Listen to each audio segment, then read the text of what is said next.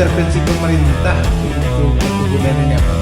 Misalnya jalan atau apa yang tersedia? Nah, memang ya betul. Bagaimanapun kita melakukan pengembangan komoditas tanpa didukung dengan sarana-prasarana yang tidak mungkin. Nah, baik itu mungkin dari pendanaan yang berasal dari daerah, dari kabupaten, provinsi, pusat.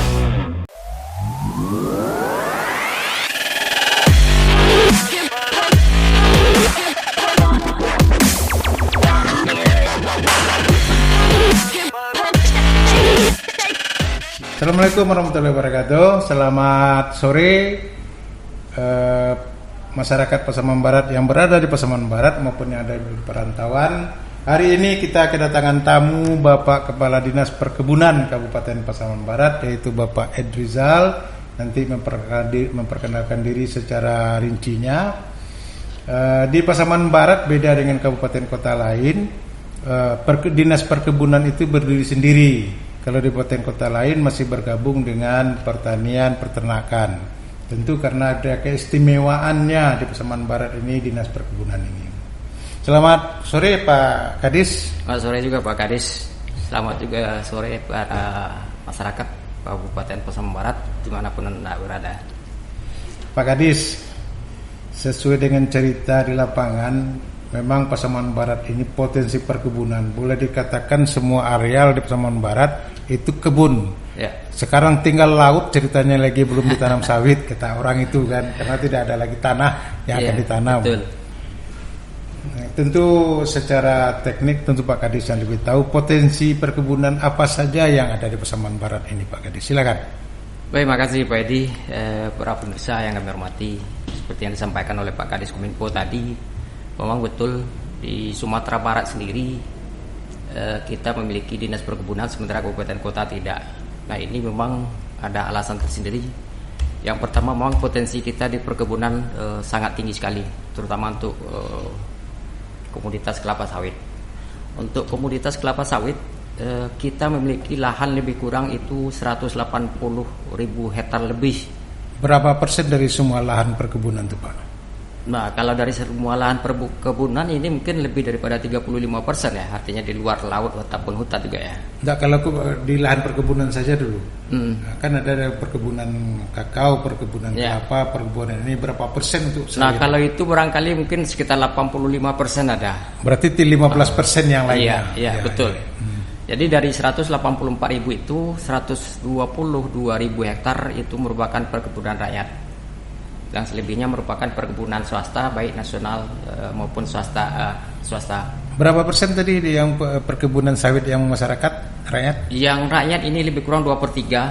Ada 2/3. 2/3. Berarti lebih bagus dari Pekanbaru tuh Pak. Pekanbaru informasinya 1/3 yang milik masyarakat, 2/3 sudah perusahaan. Ya, tapi memang kendala di kita kan barangkali kan terkait dengan luasnya. Karena kalau Pekanbaru pun lebih luas daripada kita perusahaan, tetapi mereka juga hanya dimiliki oleh perusahaan-perusahaan swasta.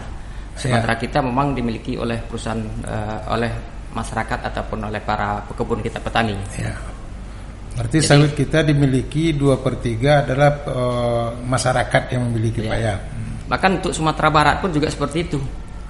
Artinya kalau kita bandingkan dengan seluruh luas lahan yang ada di Sumatera Barat, memang rata-rata 1/3-nya adalah dari Kabupaten Pasaman Barat. Jadi memang ini potensinya bagi kita sangat tinggi sekali. 1/3 luas lahan sawit di Sumatera Barat, 1/3-nya di kita. Ya. Oh iya. Berarti jadi memang kita harus sedikit fokus ke tanaman sawit ini, karena memang sawit ini merupakan salah satu komoditas ekspor nasional. Bahkan devisa yang tertinggi pun juga untuk negara juga berasal dari perkebunan sawit, artinya dari minyak CPO. Yang diharapkan untuk sawit ini gimana nih Pak? Nah, sebetulnya sawit ini memiliki banyak turunan ini. Di samping bisa kita gunakan untuk minyak goreng, terakhir juga bisa kita gunakan untuk biodiesel campuran. Biodiesel Pak ya? Biodiesel, ya campuran untuk solar. Saat ini memang pemerintah baru sudah mengembangkan biodiesel ini 30-30%. Memang ada upaya ke depan sampai dengan 50 ataupun 80%. 30% ini Pak, misalnya dalam produksi 1 liter, 30%-nya adalah dari CPO. Betul. Nah, jadi pengembangan nanti berapa persen Pak? Ya, kalau menurut kebijakan dari nasional, ya kita nanti sampai sekitar 50 ataupun 80% dalam jangka kedepannya ya. Jadi diperkirakan sampai 80% minyak diesel itu, biodiesel itu berasal dari sawit. Ya. Tentu ujung-ujungnya harga apa ya? Harga sawit. Ya, memang ya. Kalau untuk sawit seperti yang kami sampaikan tadi, memang komoditas ekspor dan harganya pun juga adalah harga tergantung kepada harga dunia sendiri. Jadi memang kita yang perlu kita penting yang penting kita perhatikan saat ini tentu saja adalah kualitas daripada tanaman itu sendiri. Ya, berarti istilahnya kalau sekarang di harga berkisar 1.500-2.000 di kebun petani. Sekarang untuk kemitraan itu 2.641. 2.641 untuk kemitraan. Yang petani tok 1.500 sampai 2.000. Ya, barangkali sekitar 1.700, 1.800 sampai 2.000. 2.000. Kalau nanti 80% berarti bisa diperkirakan harga tani rakyat, harga sawit rakyat CPO-nya berkisar 5.000-an tuh Pak. Bisa sampai segitu. Ya, karena ini terkait dengan adanya kebijakan nasional ya, tentu saja nanti kita tidak bisa mengatakan hitung-hitungannya seperti itu. Kalau dikalikan sekarang. Ya, bisa jadi seperti itulah. Iya.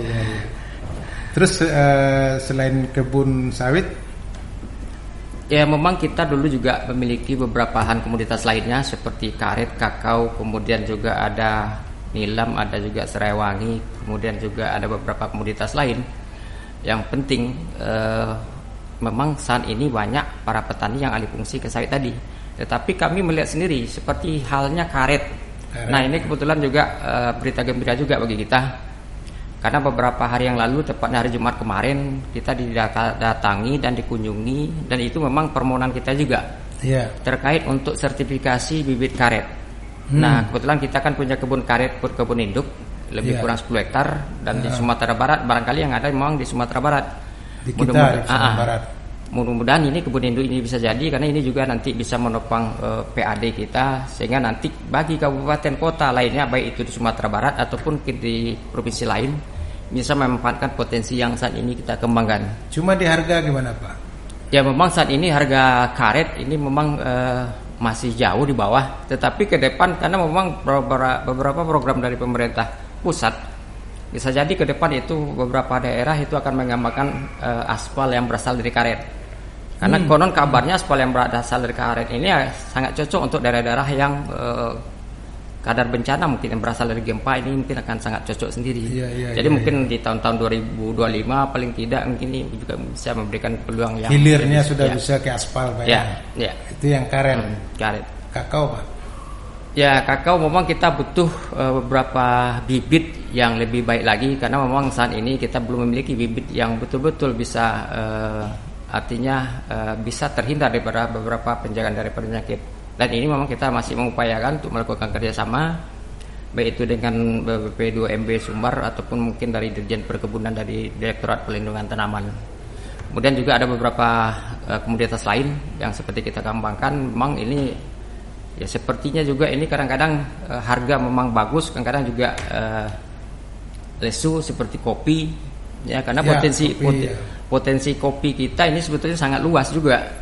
Artinya memang kopi ini sangat diminati juga oleh masyarakat, bukan saja oleh orang Minang atau mungkin juga oleh dunia lah juga membutuhkan kopi ini. Jadi memang ini juga masih kita kembangkan dan selalu kita mencarikan peluang-peluang untuk petani untuk pengadaan bibit yang lebih baik.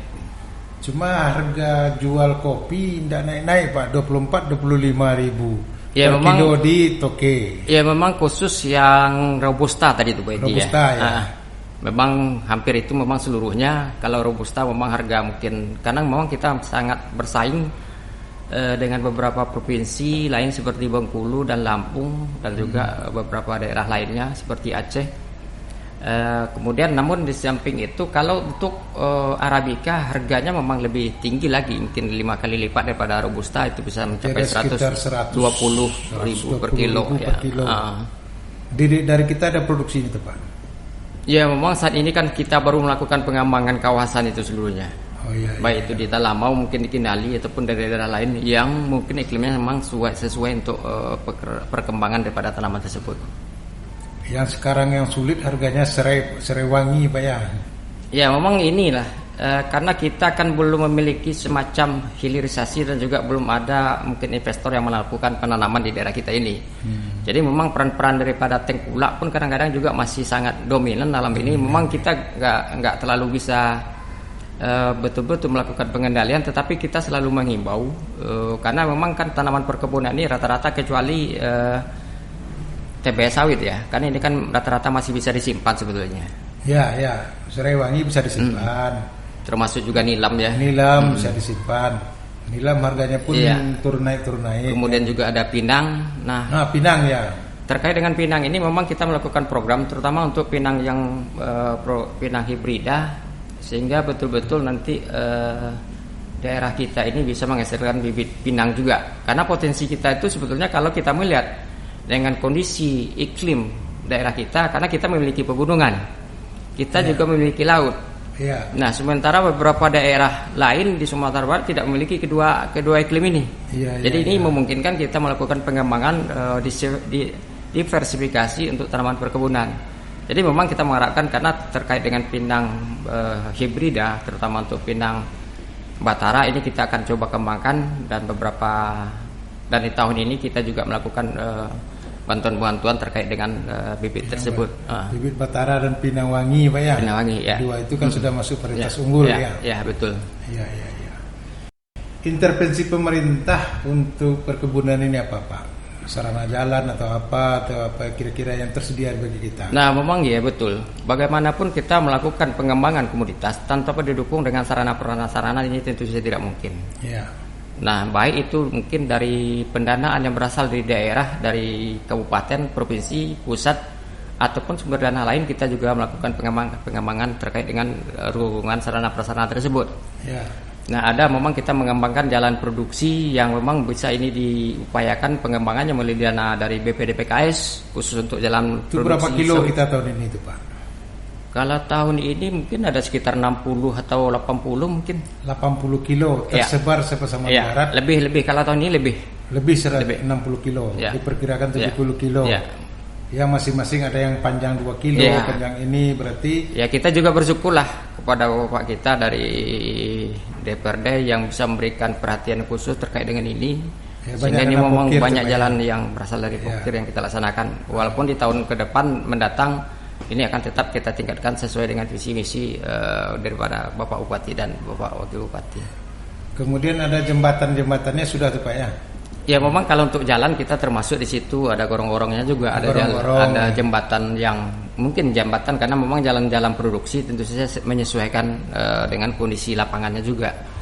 Nah di samping itu kegiatan-kegiatan ini memang kita mengupayakan ada beberapa kegiatan lain yang memang berasal dari BPDPKS sendiri, dari Kementerian Keuangan yang memang berasal dari iuran para petani sendiri. Di tahun ini kita juga melakukan upaya-upaya untuk pengembangan intensifikasi perkebunan sawit. Jadi memang situ ada bantuan pupuk, kemudian juga ada bantuan untuk pengembangan alat transportasi. Kemudian yang pasti juga kita saat ini juga selalu melakukan pendataan terkait dengan pekebun. Berarti untuk kita intervensi jalan kebun, kemudian apa lagi Pak intervensi? Ya sebetulnya seperti yang kami sampaikan tadi ada jalan produksi, kemudian ada intensifikasi, kemudian juga ada program kegiatan pengadaan sarana prasarana alat pasca panen, bibit juga termasuk, kemudian juga herbisida untuk tahun ini. Kemudian juga ada pengembangan SDM anak petani. Berupa apa? Nah, jadi dalam pengembangan SDM anak petani ini kepada para petani, terutama petani sawit, pekebun, memang diberikan kesempatan untuk melanjutkan kuliah ke perguruan tinggi sesuai dengan persyaratan yang telah ditentukan. Tahun lalu kita mengirimkan 11, tahun ini kita mencoba untuk menyeleksi 31. Memang saat ini kita belum mendapatkan hasilnya, tapi mudah-mudahan seperti yang kami sampaikan di tahun 2021 dari 26 untuk kota Sumatera Barat, 11 dari Pasaman Barat, mahasiswa yang dibiayai beasiswa. Jadi memang ini adalah semacam pembiayaan yang diberikan kepada anak petani yang memang dari keluar rumah nanti sampai nanti tamat juga ini seluruhnya dibiayai. Jadi ini sangat menguntungkan kita. Dari BPDPKS ini. BPDPKS. Kemudian satu lagi Pak, untuk BPDPKS ini Udah berapa hektar yang kebun kita ini diremajakan, Pak? Nah, memang betul Pak Edi ya. Sebetulnya kami juga akan menyampaikan ini. Kita bersyukur. Sebetulnya potensi kita sangat banyak sekali. Namun kita tentu saja persyaratan harus dipenuhi. Sampai saat ini, mulai dari tahun 2018 sampai saat ini, kita sudah melakukan lebih kurang ada 2099 hektar yang telah direkomtek atau memang yang sudah direkomendasikan oleh Dirjen kepada Kementerian Keuangan melalui PDPKS. Dan ini adalah sekitar 2099 hektar. Itu atau mungkin sudah itu terrealisasi. Ya, saat ini sudah terrealisasi, ada yang sudah selesai, ada yang memang masih dalam baru keluar dananya. Kemudian juga ini memang kalau kita total lebih kurang ini dalam sekian tahun ini, 3 tahun ini lebih kurang ada sekitar 56 miliar ini kita melakukan untuk pengembangan bersama untuk PDPKS ini. Iya, betul. Ini kan kita sudah bercerita banyak nih Pak. Kendala dan hambatannya apa nih Pak? Ya, terutama pertama tentu saja kita lihat karena memang potensi kita tadi di sawit. Memang seperti yang kami sampaikan dari awal, kecenderungan kita kan petani kan hanya menjual TBS, katakan seperti itu. Sementara kalau perusahaan kan keinginannya dia kan membeli CPO sebelum membeli minyak. Nah, tentu saja kita berharap hal-hal semacam ini ke depan seperti bibit-bibit yang digunakan ini tentu saja harus kita perbaiki lagi. Jadi ini memang kendala kita selama ini, kadang memang ada bibit komoditas yang belum kita gunakan sebagaimana mestinya. Nah, kemudian juga kita masih banyak petani kita yang tidak bermitra, ya, artinya melakukan semacam upaya usaha ini baru mungkin sendiri-sendiri karena memang potensi untuk ini kemitraan ini baru terbangun sekitar 20%. Langkah apa tuh pemitraannya adalah? Misalnya dia perorangan, bagaimana cara dia membuat? Iya, tentu saja kan ini harus petani kan harus berkelompok ya, membentuk satu kelompok karena ini kan maksud daripada tujuan berkelompok ini kan adalah agar kita mendapatkan peluang-peluang dan potensi program. Karena bagaimanapun juga saat ini apapun namanya program memang harus juga berkelompok. Jadi memang kalau memang ini bisa diupayakan oleh para petani ataupun pekebun, mari kita secara bersama-sama membentuk kelompok-kelompok terkait dengan kemitraan. Juga tugas kami ke depan untuk melakukan upaya-upaya kerjasama dengan beberapa perusahaan-perusahaan yang ada di tempat kita. Jadi ini memang beberapa upaya yang kita gunakan. Memang walaupun kendala yang lain memang kemarin terakhir juga ya kita juga kasihan karena memang tahun ini juga terakhir Juli 2022 ini subsidi pupuk ini juga dihapus untuk sawit. Iya. Jadi ini memang ini sampai 800 ya Pak. Jadi memang ini memang salah satu upaya bagaimana kita ke depan bisa menerobos ini karena bagaimanapun juga produktivitas juga tergantung kepada pupuk. Sawit pupuk-pupuk yang murah sekarang diedarkan ini sudah lewat seleksi itu Pak atau bisa dipakai itu Pak?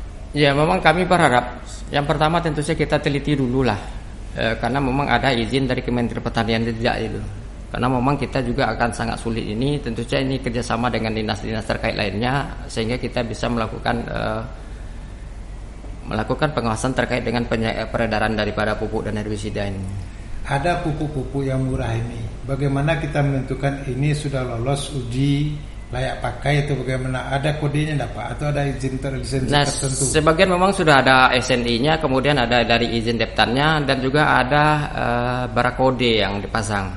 Tapi memang bagi kita sendiri sebanyak ini kios, sebanyak ini tentu saja mungkin tidak akan bisa terawasi. Kalau petani ingin beli berarti dicari kode SNI-nya Pak ya? Ya, dilihat dulu kan. SNI kemudian izin deptannya. Ya, salah satunya itu kemudian juga barakode ataupun legalnya kan yang terkait dengan kemasan-kemasan. Karena bagaimanapun juga kadang-kadang kemasan kita juga tidak bisa menjamin apakah itu asli juga tidak. Jadi memang kita perlu kerjasama yang erat. Kalau ada hal yang menjadi keraguan tidak usah saja dulu Pak. Ya barangkali mungkin dimanfaatkanlah. Karena memang masih ada potensi itu dari pupuk organik ini juga masih bisa kita kembangkan. Kan banyak pupuk organik murah sekarang. Tapi kalau udah ada SNI udah bisa dipakai masyarakat itu Pak? Ya memang kami tidak menganjurkan seperti itu. Apakah ini bisa jamin SNI sudah seperti yang kami sampaikan tadi? Tidak juga. Karena bagaimanapun juga kita tentu saja harus tahu-tahu teliti betul dulu ya kan. Artinya mungkin dengan testimoni, dengan beberapa pengalaman dari yang lain tentu saja kita harus hati-hati. Karena ini adalah perlakuan nanti memberikan kepada tanaman. Tapi pada prinsipnya apa-apa yang menjadi kebutuhan tanaman itu sendiri sebetulnya sudah bisa kita lihat, karena memang untuk produktivitas ditentukan oleh 3 unsur, bukan saja oleh kimianya. Kalau kita berbicara pupuk pasti berbicara tentang kimia tanah. Sementara fisik tanah, kemudian biologi tanah juga harus kita perhatikan. Jadi artinya kegemburan tanah dan kimianya jadi ada fisik, kimia, dan biologi tanah. Nah, ini tentu saja harus kita perhatikan. Kalau pupuk ini tentu saja kimia tanah aja yang berasal dari luar. Sementara dari dalam tanah ada mungkin mikroorganisme yang bisa mengembangkan, menghasilkan unsur-unsur tertentu. Ini karena waktu juga nih Pak, cepat sekali kalau udah bercerita tentang perkebunan ini. Ya, tolong Pak kita buatkan dari Bapak himbauan atau closing statement dari Bapak. Silakan Pak. Oke, makasih kepada Bapak kami ya, terutama para pekebun. Yang pertama tentu saja apapun usaha yang kita lakukan, tentu saja kita harus berorientasi kepada hasil dan juga kepada pasar.